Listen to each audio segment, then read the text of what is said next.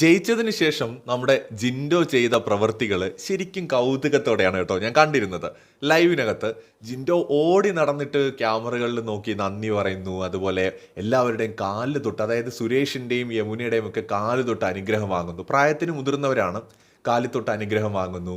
അതുപോലെ തന്നെ നമ്മുടെ ജിൻഡോ എന്നിട്ട് ആ ഒരു ടാസ്കിൻ്റെ ഭാഗമായിട്ടുള്ള പ്രോപ്പർട്ടീസ് ഉണ്ടല്ലോ, അതിലൊക്കെ പോയിട്ട് ഇങ്ങനെ തൊട്ട് തൊഴുന്നു. അതുപോലെ തന്നെ ഗ്ലൗസിൽ ആക്ച്വലി പുള്ളി ഭയങ്കര എക്സൈറ്റഡ് ആണ്. എന്തൊക്കെ പറഞ്ഞാലും അദ്ദേഹത്തിനെ സംബന്ധിച്ചിടത്തോളം ഇതൊരു വലിയ കംബാക്കാണ്. ഒരു തനി നാടൻ മനുഷ്യൻ. എനിക്ക് തോന്നുന്നത് സീസൺ 6 ശരിക്കും ഒരു കോമണറാണ് ജിൻഡോ എന്നാണ്.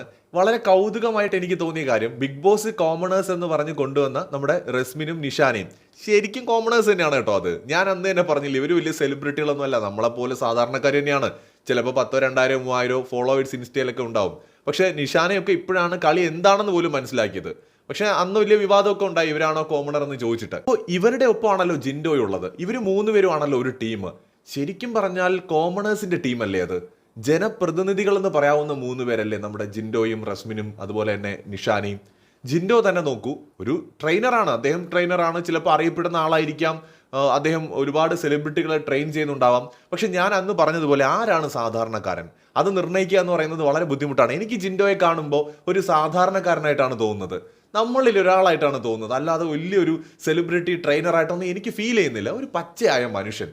അയാൾ ഭയങ്കര ഹാപ്പിയാണ്, എക്സൈറ്റഡ് ആണ്, അയാളുടെ നേട്ടങ്ങളിൽ അയാൾ തൃപ്തനാണ്. ഇതൊക്കെ ഉപരിയായിട്ട് വളരെ നാച്ചുറൽ ആയിട്ടുള്ള ഇമോഷൻസ് അയാളിൽ കാണാൻ പറ്റുന്നുണ്ട്. ഞാനിങ്ങനെ ലൈവിൽ കൗതുകത്തോടെ നോക്കിയിരിക്കുകയാണ്, ഈ മനുഷ്യൻ എന്തൊക്കെയാണ് ഈ കാണിച്ചു കൂട്ടുന്നത്. ഒരുപക്ഷെ നമുക്കത് ഇയാളൊരു ടാസ്ക് ജയിച്ചു എന്നേ കാണുള്ളൂ. അത് ജിൻഡോയെ സംബന്ധിച്ചിടത്തോളം വലിയൊരു അച്ചീവ്മെന്റ് ആണ്. അതിന്റെ സന്തോഷ പ്രകടനങ്ങളോ നന്ദി പ്രകടനങ്ങളോ ഒക്കെയാണ് പല രൂപത്തിൽ അദ്ദേഹം അവിടെ കാണിക്കുന്നത്.